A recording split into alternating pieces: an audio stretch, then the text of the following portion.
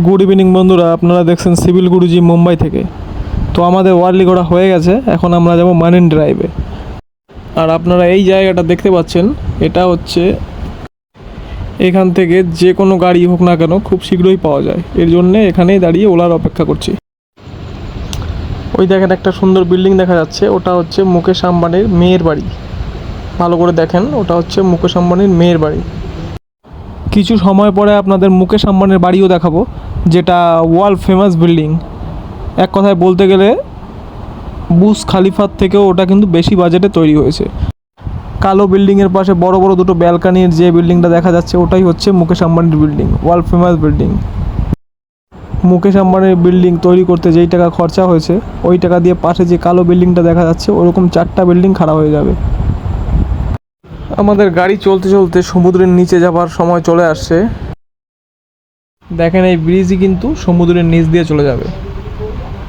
দেখাচ্ছি আপনাদেরকে, দেখেন কত সুন্দর দেখা যায়। যদি কেউ কখনো মুম্বাই আসে, তাহলে আমি যে জিনিসগুলো আমার ভিডিওতে দেখাচ্ছি এগুলো জিনিস কিন্তু মিস করবেন না। রাস্তা বানাया गया है, रास्ता समुद्र के नीचे से।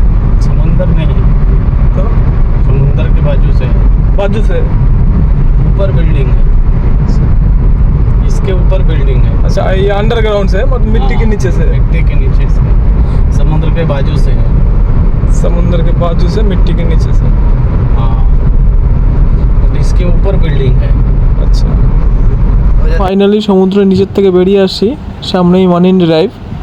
চলেন গিয়ে দেখাচ্ছি ওখানে কি হয়, মারিন ড্রাইভে কী জন্যে যায় মানুষ।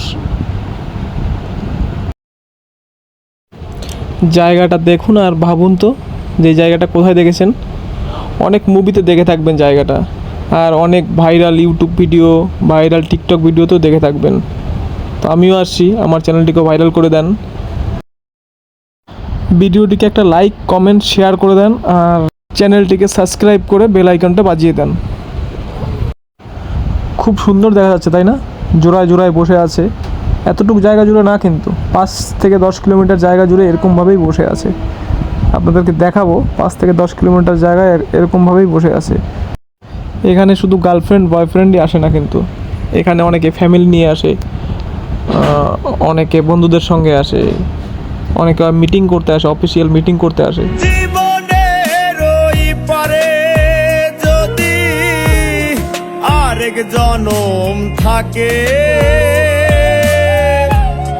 সাধের জীবন বন্ধক দিয়া পাই যেন। আর আমরা 3 জনেও কিন্তু রিল্যাক্স করতেই আসছি। সারা মাস ভরে কাজ করার পরে না আর মাইন্ড ঠিক থাকে না, তার জন্য মনটাকে ফ্রেশ করতে আজ ঘুরতে বেরিয়ে পড়লাম। যেমনটা আপনাদেরকে বলেছিলাম, এই মেলা কিন্তু ছোট্টখাট্ট মেলা না। দেখেন 2, 3, 4, 5 কিলোমিটার যতদূর পর্যন্ত চোখ যাচ্ছে ভিড়ই দেখা যাচ্ছে, ভিড়ই দেখা যাচ্ছে। দেখেন এই দিকটাও দেখা